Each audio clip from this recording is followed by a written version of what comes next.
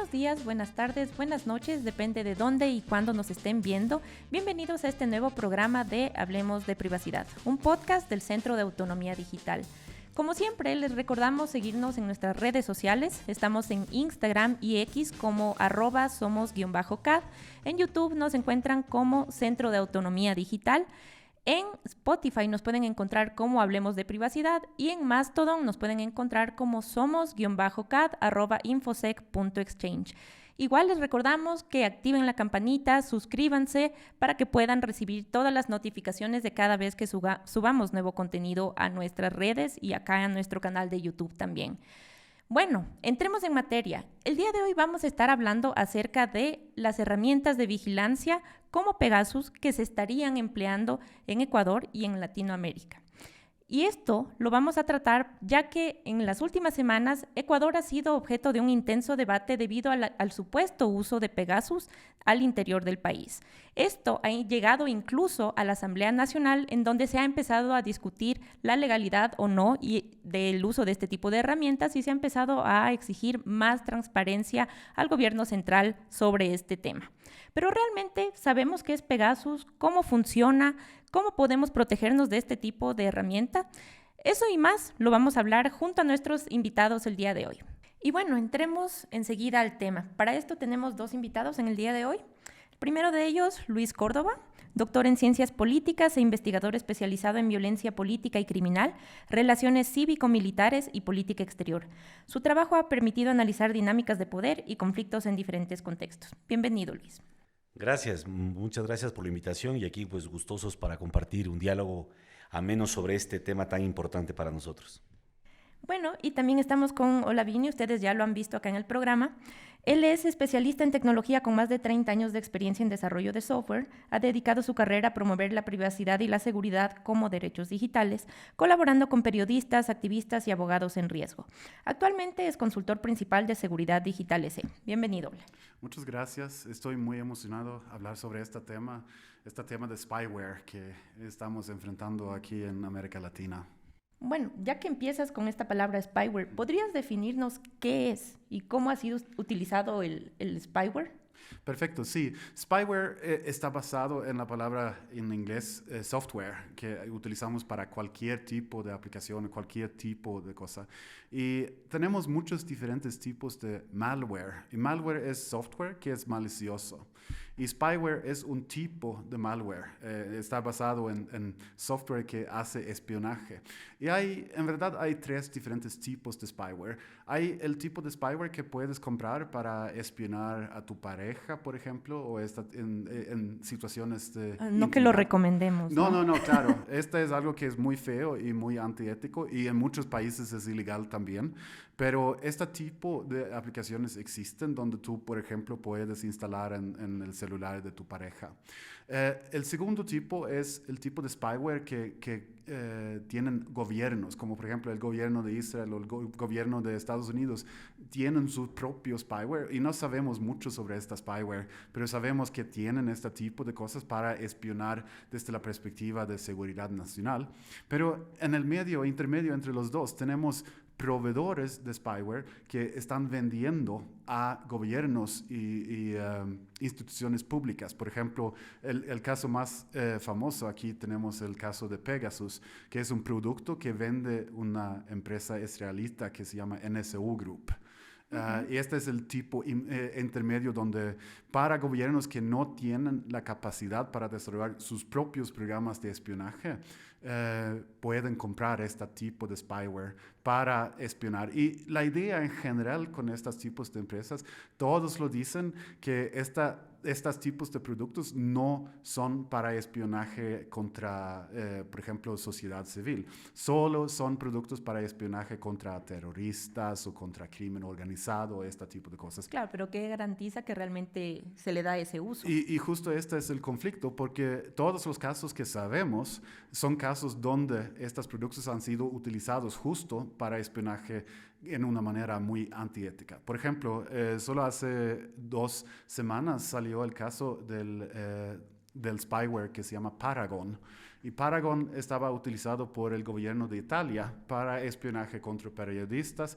Y justo ayer leí que estaban también espiando a un sacerdote que estaba muy cerca del Papa. Entonces, por esta razón, gobiernos como lo de Italia han utilizado estas herramientas en una manera que es totalmente contra los principios de estos tipos de herramientas, o al menos los principios desde la perspectiva de lo que dicen públicamente.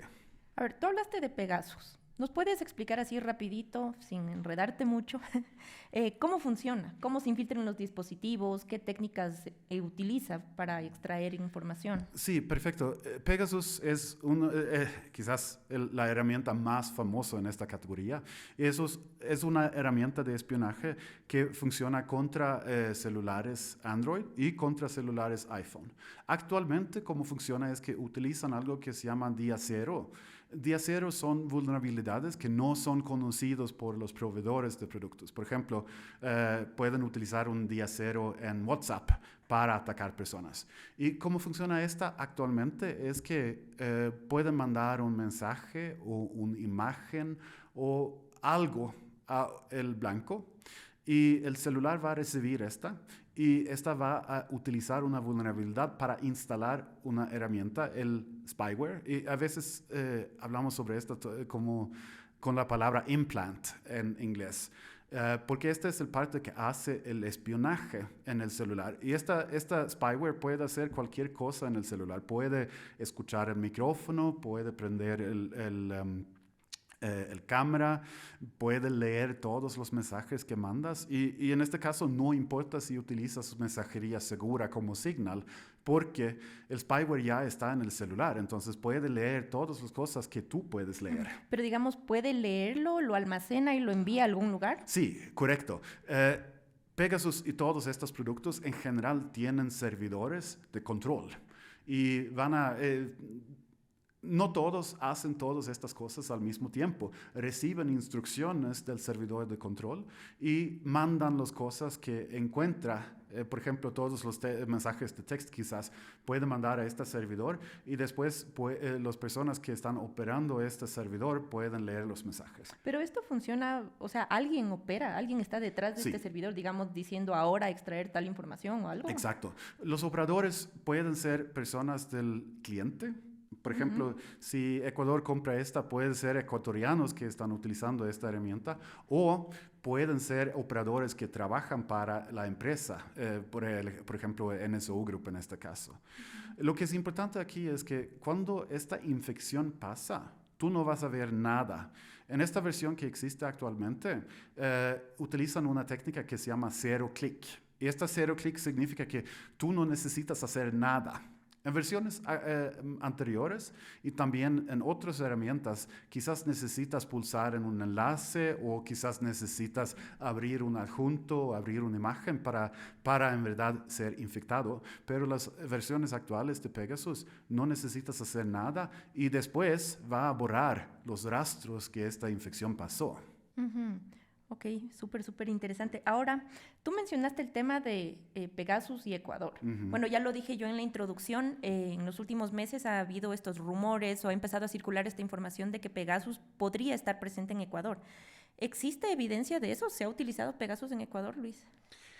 Bueno, no me consta, no creo que exista evidencia todavía. Hay más bien rumores sobre la existencia de Pegasus a partir de dos elementos. El primero, la reforma penal que se dio en marzo o que entró en vigencia, la Ley Orgánica Reformatoria a varios cuerpos legales de seguridad que se publicó en el registro oficial, me parece, el 31 de marzo del 2023.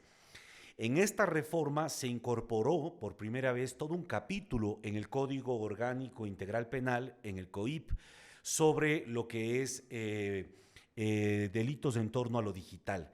Y ahí se incorporó la figura del patrullaje cibernético, del agente encubierto informático. Entonces, claro, lo que uno observa es la necesidad, cómo desde el Estado se han ido creando primero el ambiente para una hipervigilancia a la ciudadanía, bajo el argumento de luchar contra los narcos, contra los criminales, etc. Segundo, hay un conjunto de reformas legales que van creando el andamiaje institucional para que eso sea factible, como esta reforma en específico. Y tercero, a partir de estas, se convierte en una puerta para lograr la compra de licencias de este tipo de software espías, sobre todo cuando se publica en el 21 de marzo del 2024, ya con el gobierno de Daniel Noboa. Él emite un decreto ejecutivo en el que declara como reservadas, como secreta, toda la contratación en el ámbito de la seguridad, de Fuerzas Armadas, de policía, incluso del SNAI en las cárceles.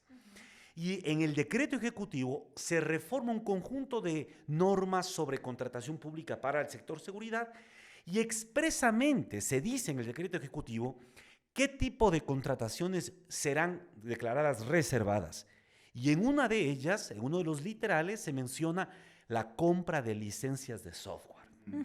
Entonces, claro, cuando uno mira cómo se han ido avanzando estos pasos, uno podría fácilmente concluir que si la necesidad del gobierno es mejorar su capacidad de vigilancia y control, evidentemente podrían haber accedido a este tipo de software espías. Pero me parece que aquí hay un dato y un antecedente que vale la pena recordar y refrescar, porque así es como podemos construir una memoria colectiva y poder afrontar desafíos actuales. Y yo quisiera referirme justo a lo que ocurrió y de lo que sí existe evidencia en el gobierno de Rafael Correa. Hay denuncias del 5 de julio del 2015, la empresa Hacking Team es hackeada. Una empresa de origen italiano es hackeada su información y logra extraerse la información. Hacking Team producía un sistema de control remoto que se denominaba Galileo. Este era un operador, un servidor, se operaba a través de una computadora portátil y el servidor lo que podía era infiltrar y lograr captar señal e infiltrar teléfonos celulares, infiltrar correos electrónicos en un rango importante en torno al servidor. Entonces, tú comprabas el servidor y podrías hacer patrullaje en las ciudades y podrías ir capturando señales y más o menos ir ubicando cosas. Entonces, este sistema Galileo fue comprado. Cuando se hace público en el 2015, se hace una noticia a nivel mundial porque resultaba que varios de los regímenes más autoritarios del mundo eran clientes de Hacking Team. Sí. Y entre esos regímenes estaba el de Rafael Correa. Y se hizo público que en el 2013 la Secretaría Nacional de Inteligencia, la SENAIN, compra 35 de estos servidores de Hacking Team. Sí. De 326 que se rastreó a nivel mundial, 35 estaban en el Ecuador. Y claro, con esta infraestructura tecnológica, el gobierno de Rafael Correa hizo espionaje, entre otros a los Yasunidos. Y por eso es que en el 2018, cuando se inicia un juicio penal contra el director de inteligencia, Pablo Romero, contra el expresidente Rafael Correa, que por cierto, él tiene que regresar para rendir cuentas sobre ese juicio, que es por el intento de secuestro a Balda en Colombia. Cuando se hace este proceso, ahí se desclasifica información y se encuentran las fichas de espionaje que se habían realizado a líderes de opinión, a periodistas, a políticos opositores y a activistas sociales como los Yasunidos y a movimiento indígena, por cierto, que ahí en esa época era el movimiento, la Marcha por el Agua, etc. Entonces, perdona que te interrumpa, Luis, pero eso es algo que es súper frecuente, que dicen que este tipo de software se emplean por motivos de seguridad nacional, pero terminan siendo utilizados para perseguir a opositores. Exactamente. Entonces, aquí yo quiero ir entendiendo esta lógica. ¿Qué es lo interesante de lo que estoy dando como elemento de juicio? Cuando se hizo este análisis sobre quiénes adquirieron el sistema de Galileo, que era Ecuador, había comprado también Turquía, habían comprado monarquías árabes, habían comprado algunos países, el propio Erdogan, etc. Entonces, cuando uno analiza esto, dice, bueno, hay que hacer una relación entre el uso de este tipo de tecnología para hacer espionaje masivo, para hacer vigilancia o para hacer lo que llaman inteligencia líquida y el carácter generalmente autoritario de los regímenes. Porque se presume, y esta es una relación que quiero comenzar a hacer entre la relación entre el poder, el sistema político y este tipo de herramientas de espionaje masivo. Se presume que un orden democrático, tú sabes que tus años en el poder están contados. Te eligen para 4 años, para 5 años, para 6 años, y tú ya a los 6 años, chao, me voy. La alternancia del orden democrático garantiza, desde el punto de vista práctico, no solo teórico, las elecciones garantizan desde el punto de vista práctico que existan relevos en el poder y que como van a existir relevos, ninguno va a tener suficiente tiempo ni capacidad para controlar todas las estructuras de poder.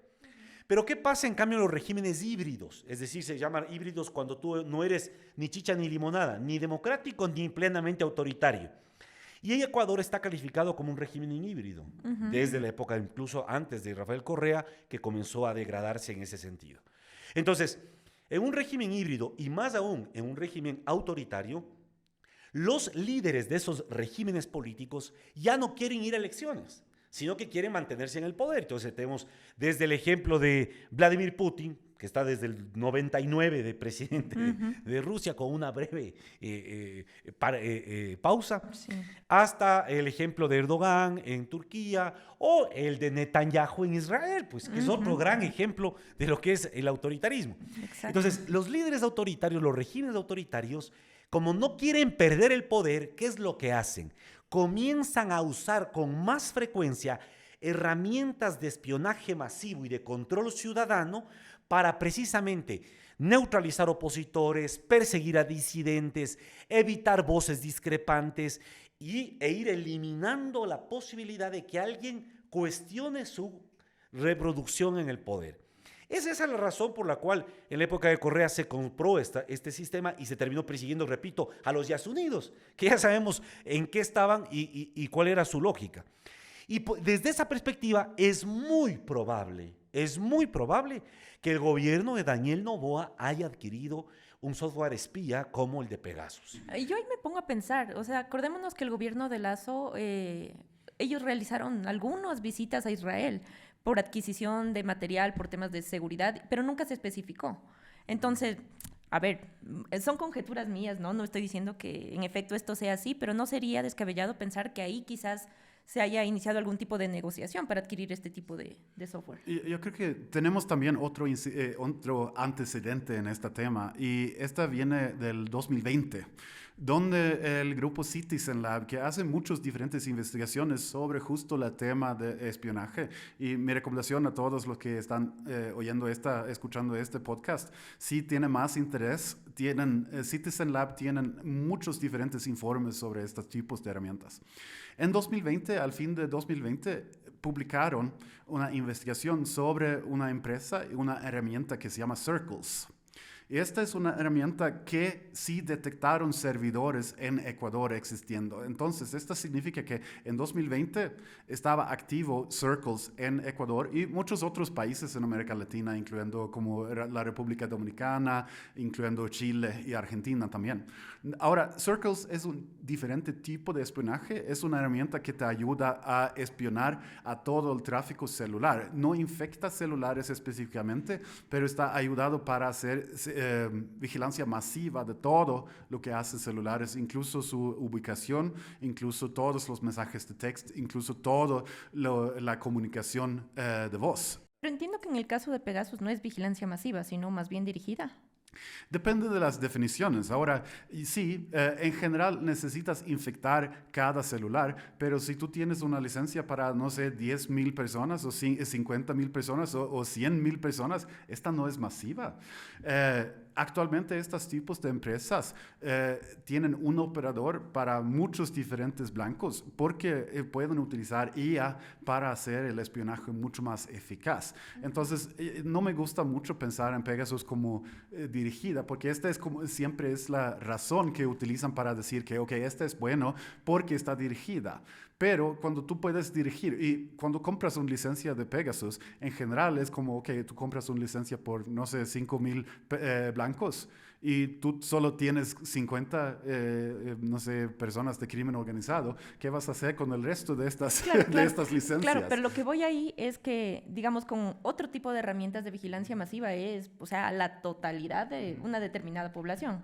En tanto que en el tema de Pegasus, o sea, pueden que sean 10,000, 5,000, pero todos esos son seleccionados. O sea, son personas que son blancos de interés, entendería yo. Sí, claro, pero esto no significa que es bueno. También no dije eso.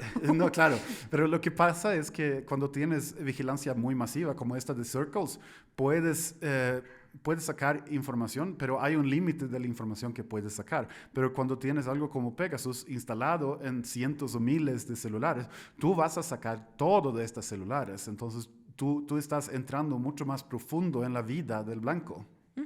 Ok.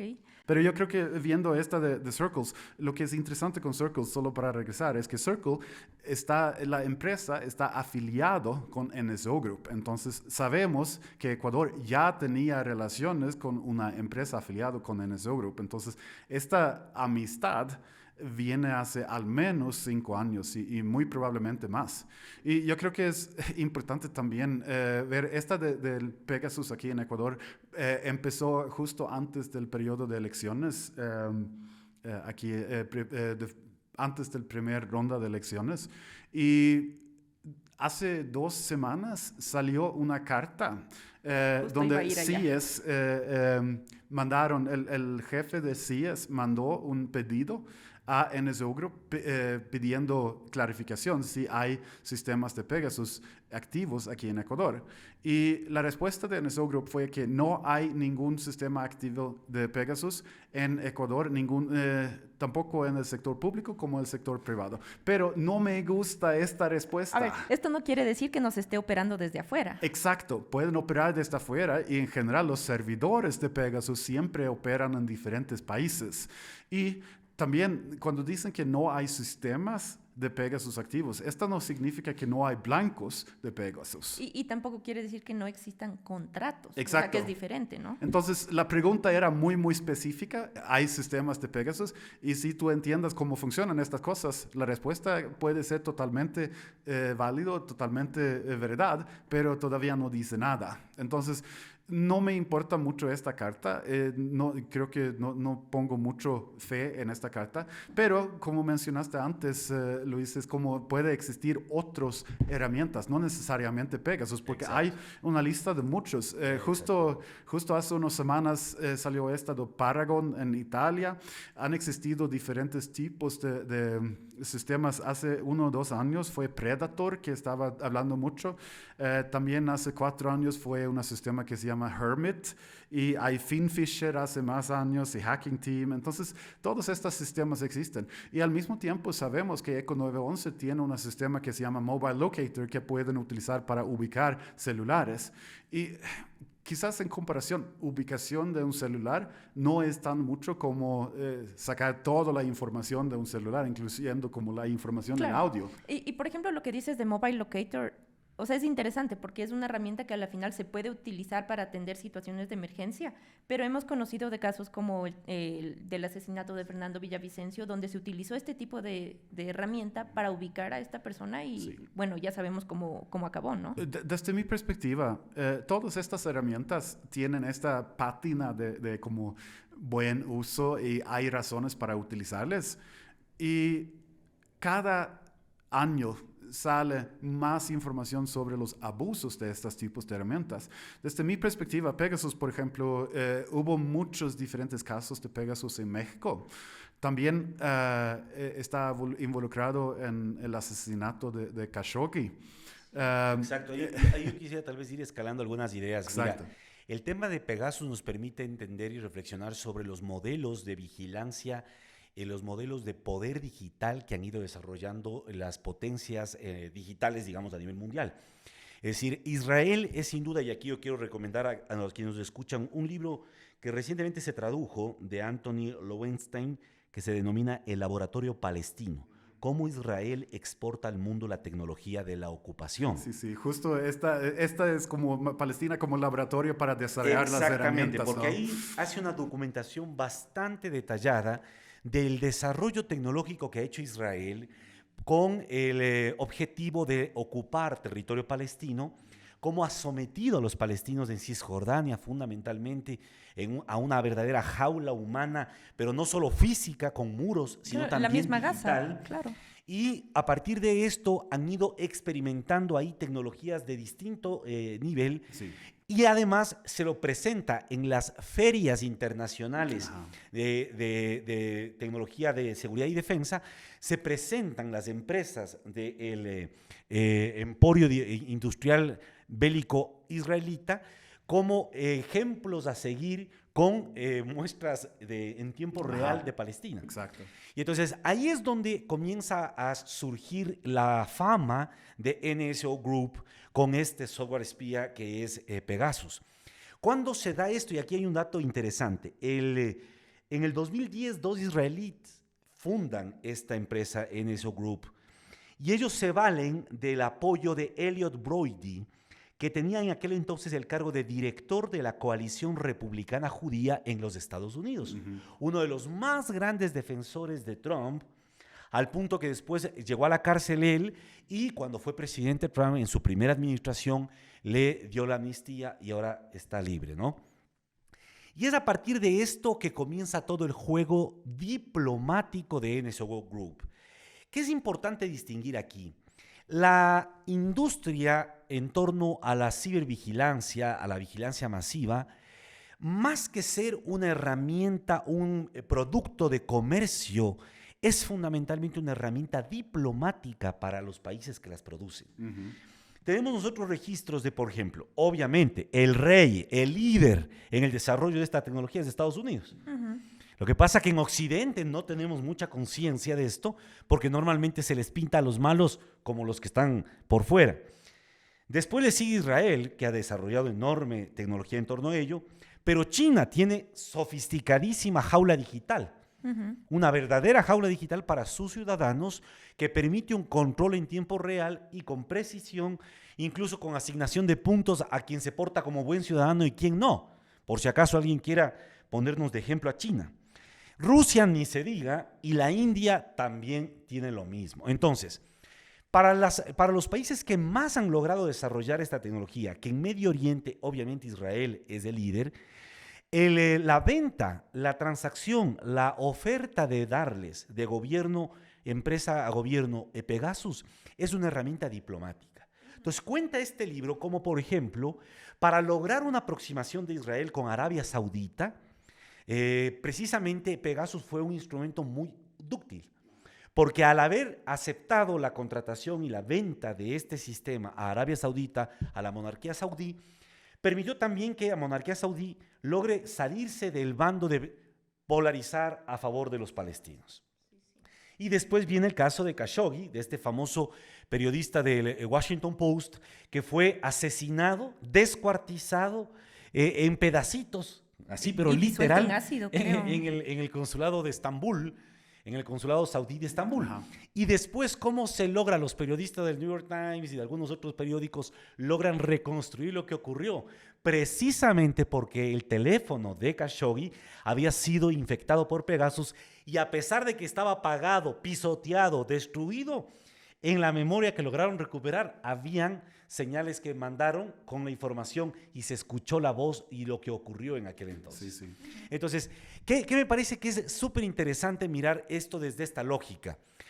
Cuando Pegasus logra una aproximación con el gobierno de México, con Enrique Peña Nieto, en el 2011-2012, logran que se venda Pegasus al ejército, a la Sedena, y logran comenzar a usarlo. Te me adelantaste con los temas que iba a decir. Ay, Pero mira. bueno, está interesante. Dale, Porque dale. digo, y verás, y ahí digo, para cerrar esta idea del manejo diplomático, y ahí se mira cómo interesantemente los votos de México a nivel de Naciones Unidas respecto a algunos temas muy ríspidos con las posturas de Israel comienzan a cambiar. Entonces, me parece que es súper importante que nosotros miremos esto no como un tema meramente de que pierdo mi privacidad, me está vigilando este gobierno. No. Esto es parte de un capitalismo de la vigilancia, como llama por ahí una autora. Sí. Es parte de un modelo de gobernanza política que se va convirtiendo cada vez en muy cotidiano y usual. Y entonces, frente a eso, lo que deberíamos pensar y plantearnos como debate no solo es si es que Noboa está usándolo o no está usándolo. Lo que debemos pensarnos es de qué manera realmente podemos construir una propuesta que permita ir desde la regulación de estos sistemas hasta buscar autonomía digital o autonomía tecnológica que nos permita impedir ser víctimas de estas infiltraciones. De ahí salen...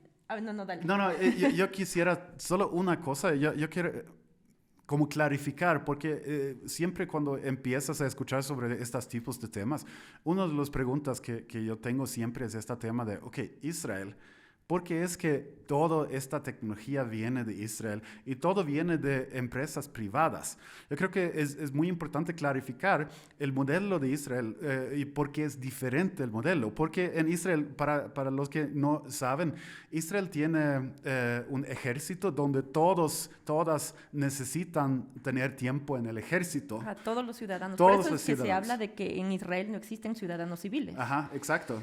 Y por esta razón, como pasa es que este tiempo es limitado y claro, hay militares que están por vida, pero muchas personas están por, no sé si 5 años o este tipo de periodo y después salen a la vida civil. Y el ejército israelita tiene una unidad, no acuerdo el número de la unidad, es un número específico. 8.200, la unidad okay. 8.200. Perfecto, gracias.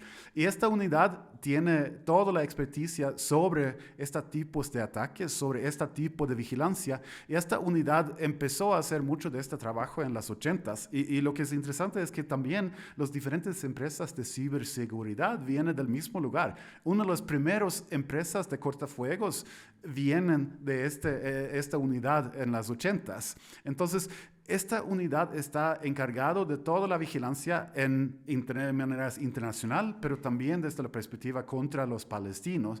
Y este es donde desarrollan todas estas cosas. Y después, cuando salen las personas de estas unidades, salen a la vida civil, muchas veces crean empresas y estas empresas utilizan el mismo tipo de tecnología, pero una generación atrás. Porque la generación actual es lo que tienen los militares y el ejército no van a permitir esta, pero permitan esta como más atrás. Y siguen con esta colaboración muy cerca entre las empresas y el gobierno por esta razón, porque todas las empresas que tienen estos técnicos de las unidades tienen los vínculos con los que siguen trabajando en la unidad. A ver, salieron 3 puntos importantes de lo que ustedes dos dijeron. Por ejemplo, Luis, tú hablaste del caso de México. Y salió el tema de que Pegasus es vendido, o sea, NSO Group vende este tipo de software únicamente a gobiernos. Hablaste del caso de México, pero también sabemos que se supo que Pegasus acabó en manos de los carteles. Ese es el primer punto. O sea, voy a soltar los 3 puntos para que los puedan discutir. El otro tema que dijo Luis fue el tema de... se me fue lo que dijo Luis. No, a ver, me voy por lo que dijo.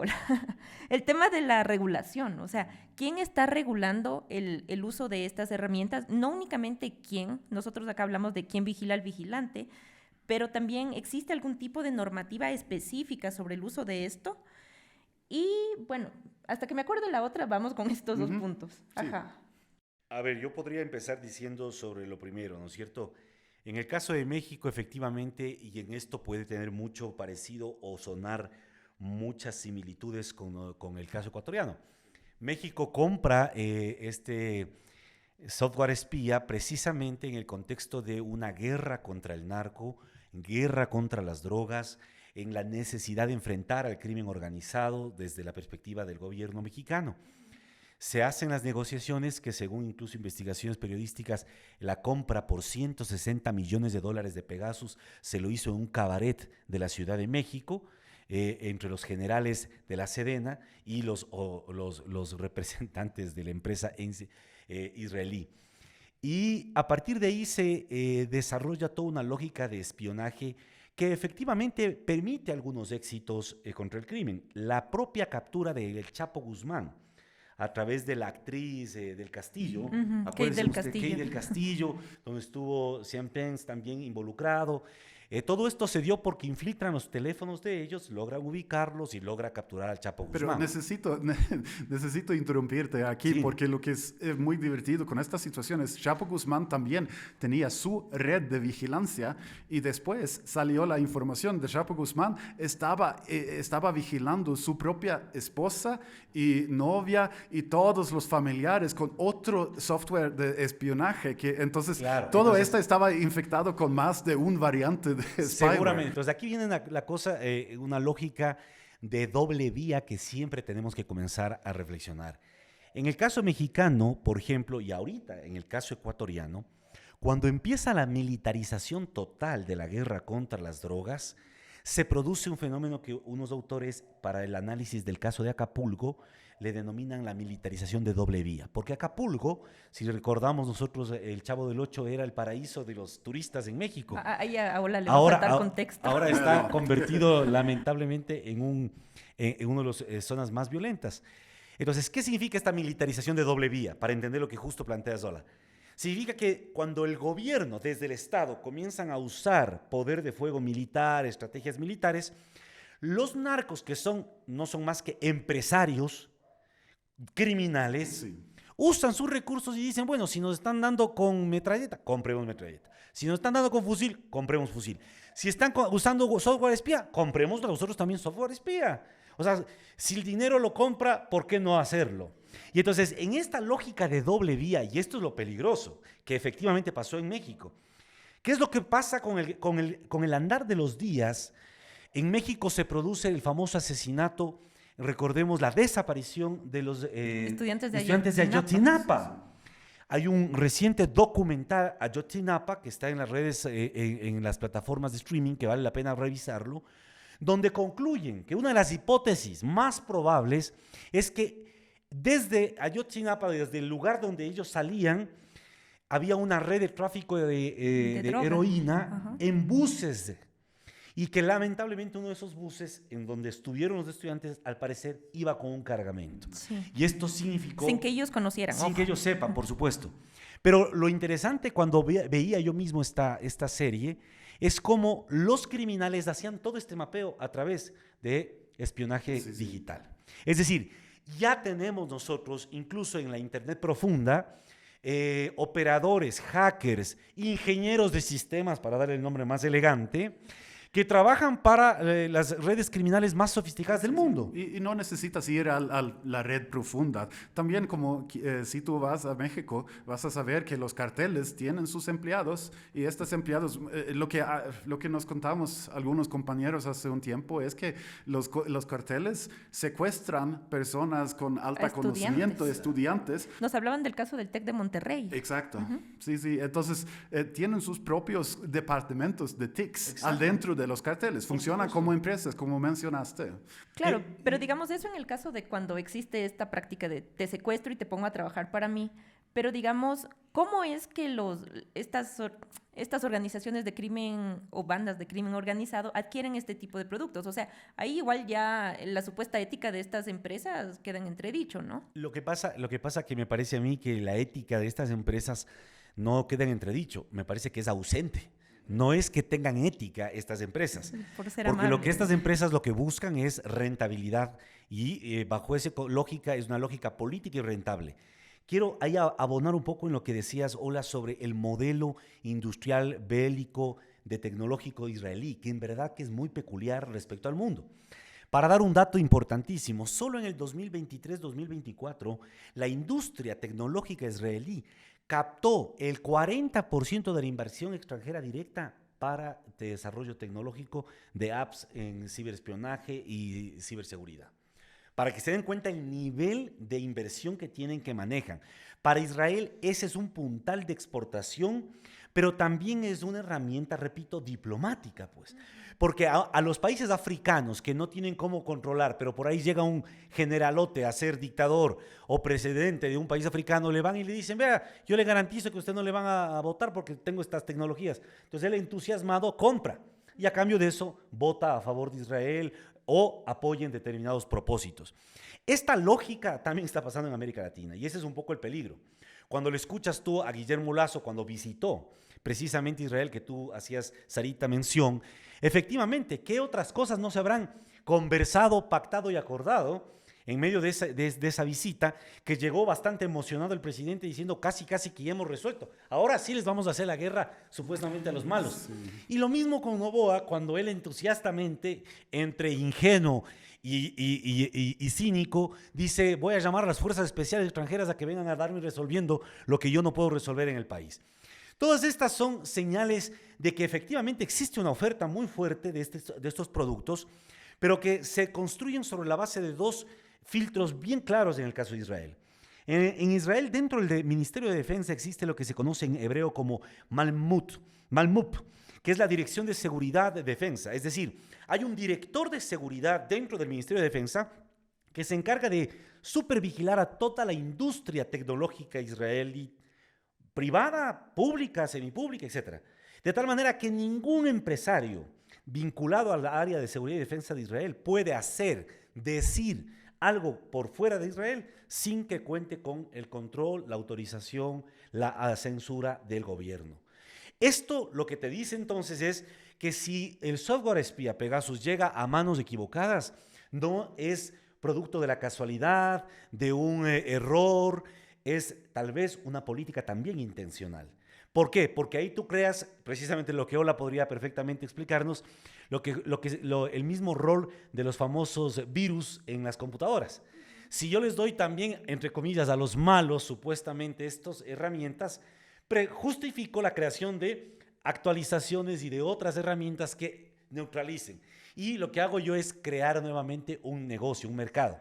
Ahí me hiciste acuerdo de la tercera parte que yo quería decir. Esto de las herramientas que neutralicen. Pero... No, espera. Me voy a olvidar. Okay. Era este tema. ¿Hay alguna forma de evitar ser infectado con este tipo de spyware? Perfecto, pero vamos a regresar a tu punto original sobre cómo es que los carteles y el crimen organizado lograron tener acceso a estas cosas. Y como mencionaste, Luis, claro, estas empresas no tienen ética, pero necesitan tener una pátina de ética al menos. Entonces, en el caso de México, lo que pasó es que hubo diferentes ventas en diferentes tiempos. No solo hubo una venta de Pegasus, hubo al menos 3 diferentes ventas a diferentes partes del gobierno. Y como esta funcionó es que hubo un sales associate, un vendedor que no trabajaba directo para NSO Group. Es como un vendedor independiente, un tercerizador. Intermediario. Ajá. Y él estaba vendiendo como loco, intentando hacer estas cosas. Y el primer venta fue como con un general específicamente. Pero lo que sabemos sobre cómo funcionan estas cosas es que el crimen organizado tiene vínculos muy cercanos a grupos militares, por ejemplo, en México. Las Fuerzas Armadas. Entonces, es más o menos lo mismo. En el caso de Pegasus, lo que es bueno para Pegasus es que, los militares compraron Pegasus, pero el crimen organizado tenían acceso porque hubo esta corrupción. Es lo mismo que podemos ver en el caso de Mobile Locator de Eco 911, donde salió hace un poquito más de un año que Eco 911 no es los únicos que tienen acceso a Mobile Locator. Hubieron al menos 700 más cuentas no conocidas que utilizaron Mobile Locator. Y es muy claro que algunas de estas cuentas fueron utilizadas en el asesinato de Villavicencio y también que estaban utilizados para el crimen organizado. Entonces, no importa si solo es el gobierno que puede comprar estas cosas, si el gobierno tiene partes corruptas que pueden dar accesos a otras personas. Que es el caso de Ecuador, ¿no? Y creo que de la mayoría de los países de Latinoamérica. Ahora volvamos a la pregunta que te hacía antes. ¿Hay alguna manera de evitar ser infectado con esto? O si es que nos tememos ya estar infectados por alguno de estos spywares, ¿es posible remediarlo de algún modo? Es difícil porque los tipos de vulnerabilidades que actualmente utilizan estos productos son muy avanzadas. Utilizan el hecho que celulares son muy comunes y tenemos prácticas que no son tan buenas. Entonces, lastimosamente, para cosas como Pegasus, no es 100% posible ser seguro si estás infectado o no infectado. A veces hay cosas que puede ayudar. Por ejemplo, en el caso de Paragon, en verdad fue WhatsApp que detectó la infección, porque Paragon utilizaron una vulnerabilidad en WhatsApp para hacer la infección. Entonces WhatsApp, o Meta en verdad, fue la empresa que estaba notificando a periodistas en Italia y otros lugares sobre la posible vulneración. Pero no hay señales muy obvias. Otra cosa que puedes hacer que sí funciona, para iPhone hay una herramienta, una aplicación que se llama iVerify. Con esta puedes hacer un escaneo que va a detectar, en algunos casos va a detectar Pegasus. Pero lastimosamente también estos tipos de detecciones están basados en el conocimiento actual y estas empresas, NSO Group y los otros, siempre están actualizando las herramientas para evitar este tipo de detección. Ahora, entonces, solo para cerrar este pensamiento, lo que puedes hacer es evitar a ser infectado al primer paso. Y aquí tienes cosas como, por ejemplo, evitar enlaces, evitar instalar muchas aplicaciones, pero quizás el consejo más factible que puedes utilizar, ambos Android, versión 16 de Android y versiones actuales de iPhone, tiene una manera de protección extra. En iPhone se llama modo hermético, en inglés se llama lockdown. Este modo parece que puede inhibir al menos algunos de estos tipos de herramientas de espionaje. Y en Android hay algo que se llama Advanced Protection, protección avanzado. Y este tipo de cosas van a inhibir las cosas más vulnerables en el procesamiento de datos que funciona dentro del celular.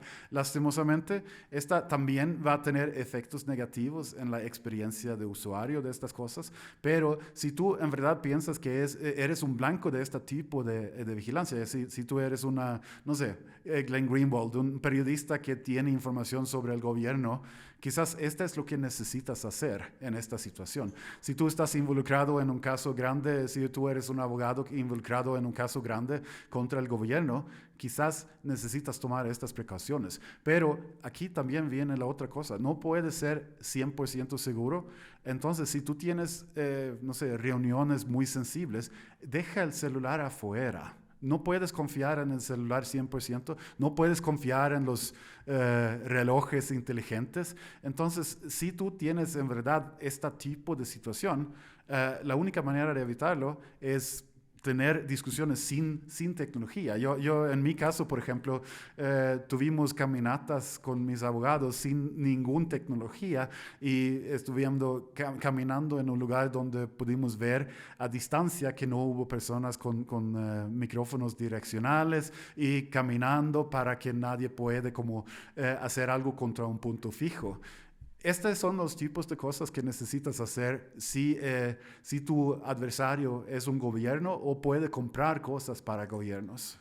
Ahora, y yo creo que aquí hay que abonar varios elementos que resultan enormemente interesantes, porque sobre la tecnología suelen imponerse también muchos debates mucho snobismo. Entonces, por ejemplo, quiero hablar con el ejemplo del caso de la guerra en Ucrania. En Ucrania, antes de la guerra en Ucrania, la industria bélica, incluso norteamericana, estadounidense, estaba poniéndole todos sus ojos al tema de las armas autónomas. Ajá. Entonces estaban invirtiendo duramente en drones, en cosas que sean locas para poder hacerlo de manera con inteligencia artificial, pensando en que la guerra del siglo XXI iba a darse en esos contextos. Y claro, cuando se da la invasión rusa a Ucrania y comienza la guerra en Ucrania, el primer elemento decidor que determinó mucho del curso de esa guerra es que solo Rusia y Bielorrusia producen más municiones que toda la OTAN, incluyendo Estados Unidos, junta.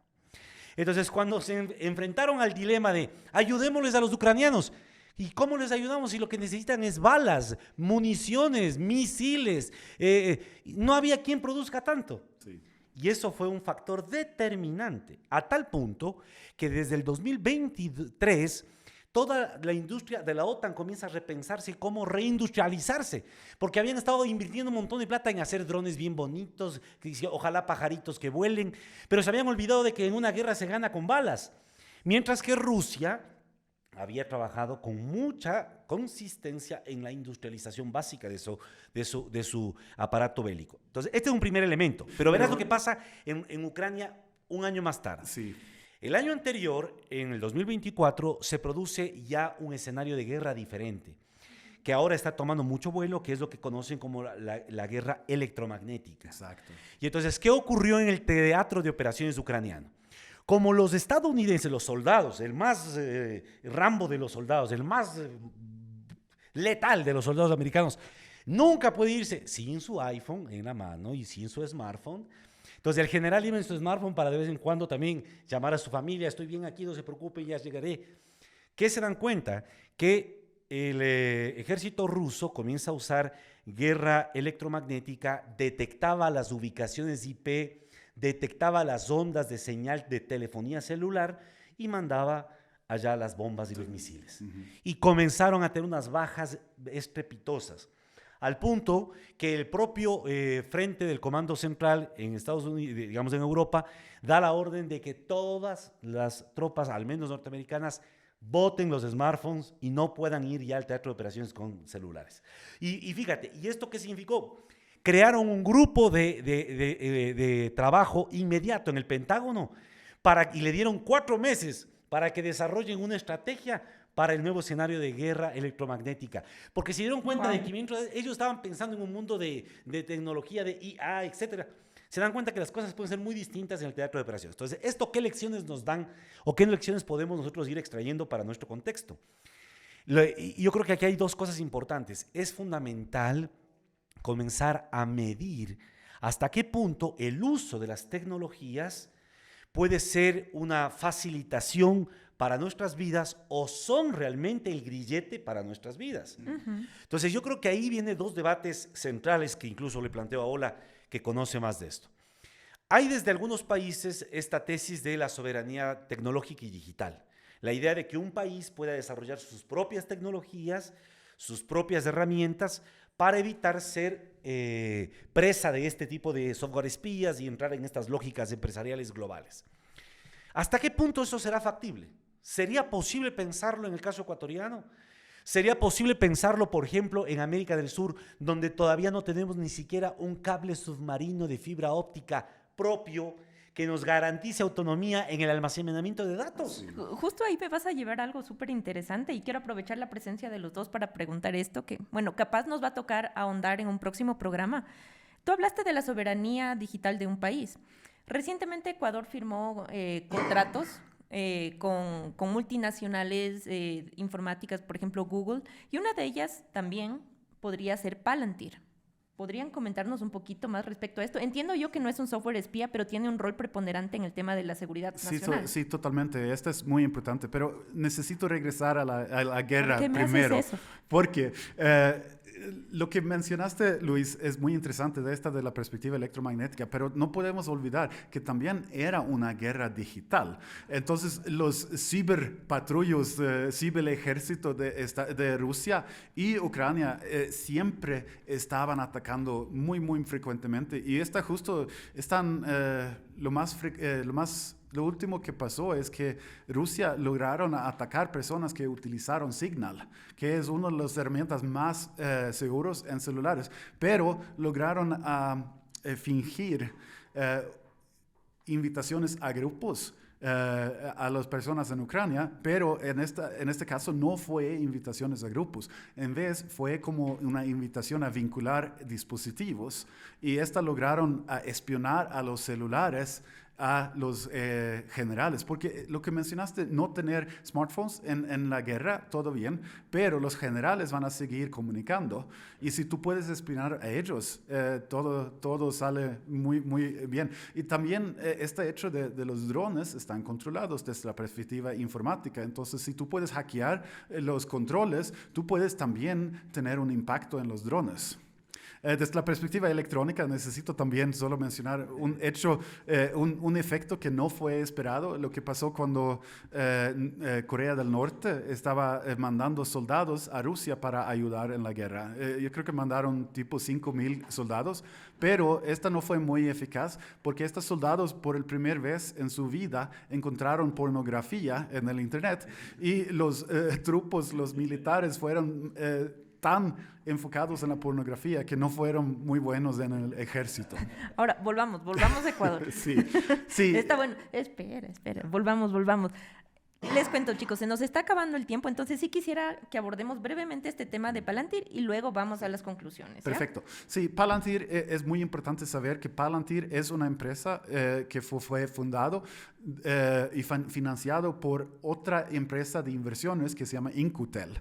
Incutel es parte o la rama de inversiones de CIA, la Agencia de Inteligencia Central de Estados Unidos. Entonces, Palantir ha tenido esta vinculación muy cerca con el sistema de inteligencia de Estados Unidos. Entonces, ellos produjan un tipo de producto que agregan información de muchas diferentes fuentes para que tú puedas tener una sobrevista sobre toda la información en un país, por ejemplo. Este es el tipo de cosas que, por ejemplo, CIES quiere tener sobre todo lo que pasa en las fronteras y todo lo que pasa con movimientos de personas en diferentes lugares. Entonces, desde mi perspectiva, esta es una alianza muy, muy, muy peligrosa para Ecuador. Estamos invitando a CIA en los sistemas más centrales del país. Pero se podría... Yo quisiera abonar dos cosas como premisas para lo que es el famoso plan de transformación digital que ha presentado Daniel Noboa. Dos premisas importantes. Miren, lo que hay que entender, y en esto a nuestra audiencia es fundamental decirle, lo que llamamos crimen organizado transnacional no es sino que la disputa por monopolizar economías ilícitas. Pero ¿cómo se crean las economías ilícitas? Precisamente a través de los estados, porque son los aparatos legales, los sistemas jurídicos de los estados, quienes deciden qué es lícito y qué es ilícito. ¿De acuerdo? Lo que en Corea del Norte probablemente sea ilícita la pornografía, como en gran parte de Occidente, pero seguramente hay un mercado negro de pornografía, como en gran parte de Occidente. Entonces, lo que hay que no perder de vista es esto. No se puede capturar, perseguir, vigilar, detener a los malos ciudadanos y seres humanos que andan en el crimen organizado si en vez de eso tú no les eliminas el mercado criminal, el mercado ilícito. Entonces, la lucha real contra cualquier estructura de crimen organizado no está a nivel operacional, persona a persona, sino es una lucha de carácter de economía política. ¿Cómo cambias esas estructuras de mercado? Pero, ¿qué es lo que pasa y por qué se resulta tan dúctil? Y esto no hay que perder de vista. Estados Unidos viene desarrollando, como parte de su política exterior, no solo la guerra contra las drogas ya desde hace 50 años, sino que sobre todo desde el 2011, ellos establecen una estrategia de lucha contra el crimen organizado transnacional como una forma también de ir apuntando sus propios intereses. Y esto nos catapulta a un escenario distinto para América Latina, en donde al parecer, como estamos llenos de crimen organizado y de corrupción, la mejor idea parecería es vigilémosles a todos, para que así sepamos qué hace cada uno. En ese escenario se produce esta estrategia tenaza que podríamos denominar. Por un lado, la oferta de software espía, de vigilancia masiva, de armas cibernéticas, etcétera, para controlar a la ciudadanía.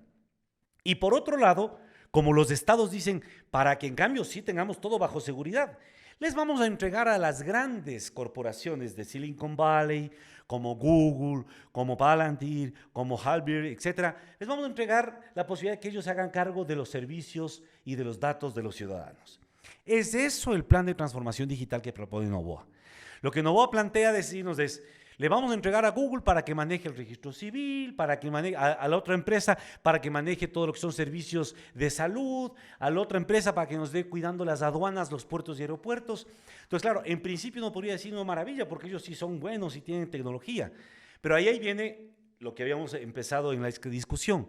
El Estado, el país, no logra desarrollar capacidades propias. O sea, Exacto. seguimos externalizando las tareas. Claro que eso se entiende que sería un proceso a largo plazo, ¿no? Porque, o sea, en el nivel en el que estamos actualmente en el país, no se podría esperar una transformación digital con, digamos, elementos, con recursos propios, así, a un corto plazo.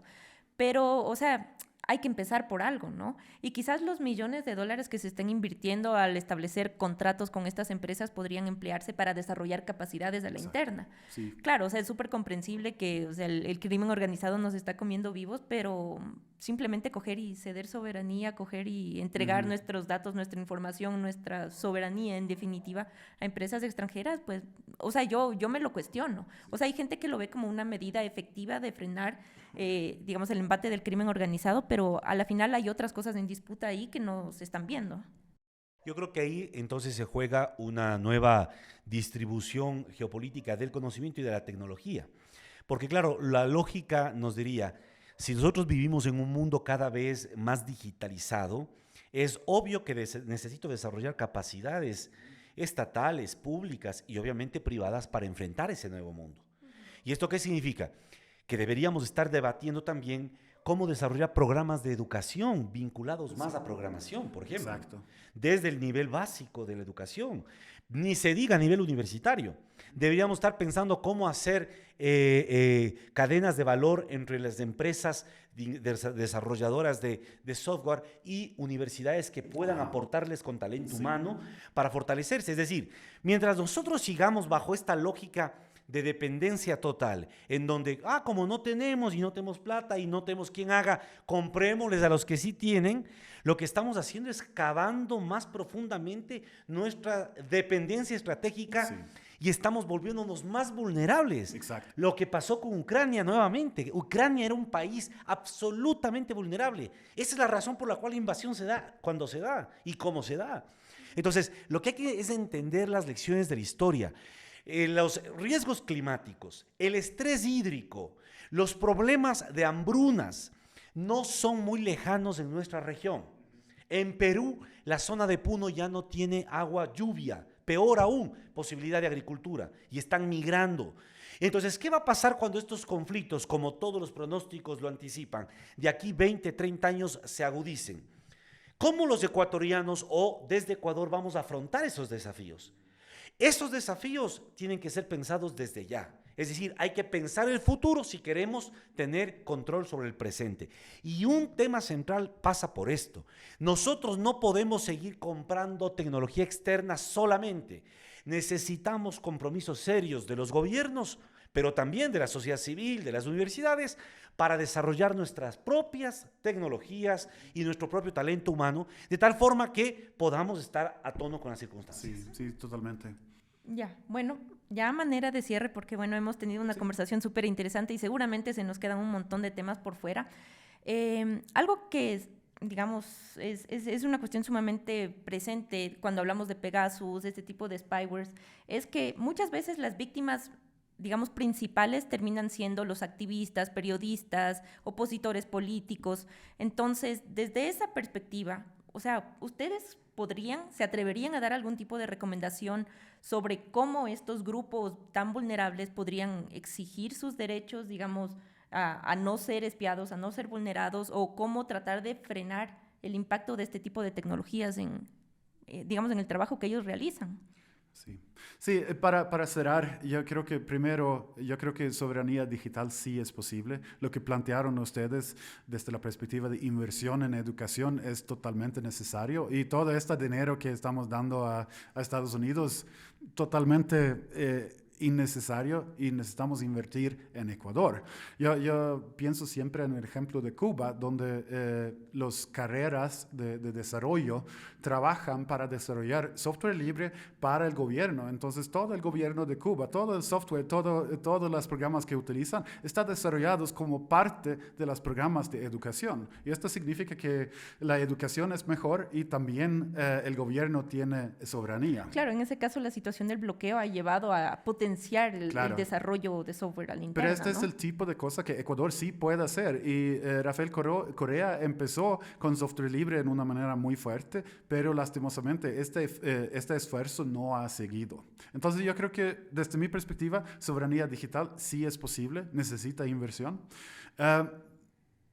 Yo creo que espionaje va a seguir lastimosamente y este tipo de tecnología de espionaje, lo que a mí me preocupa es que no funciona. Yo creo que hay otras medidas, como mencionaste, Luis, que hay otras medidas que son más fuertes. Si tú quieres en verdad luchar contra el crimen organizado, necesitas luchar contra las razones por qué existe, no intentar espionar más. Y este espionaje, como mencionó Sara, es un tipo de espionaje que es muy intrusivo y en verdad yo como tecnólogo pienso que no deberían existir este tipo de programas. Yo pienso que este tipo de spyware es tan invasivo que no es para espionaje, es para asesinato. Y esto es lo que hemos visto en todo el mundo, que utilizan este tipo de cosas no solo para espionar. El espionaje es para hacer algo más y muchas veces este es asesinato. Entonces, desde mi perspectiva, no debería existir.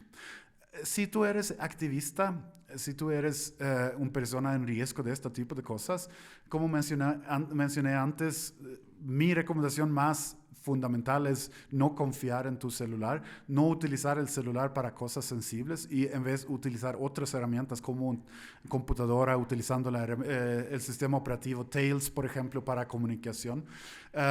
Pero hay medidas que puedes hacer para mejorar la seguridad de tu celular. Lo más fuerte son la protección avanzada de Android y el modo hermético de tu celular. Todas deberían no confiar en enlaces y enlaces que llegan con mensajes de texto no son confiables, entonces nunca pulsan enlaces. Tener buenas contraseñas, buenas prácticas de contraseñas, estas son las cosas básicas de higiene de seguridad en verdad. Yo, para concluir con lo que nos planteas, diría que 3 cosas me parecen centrales.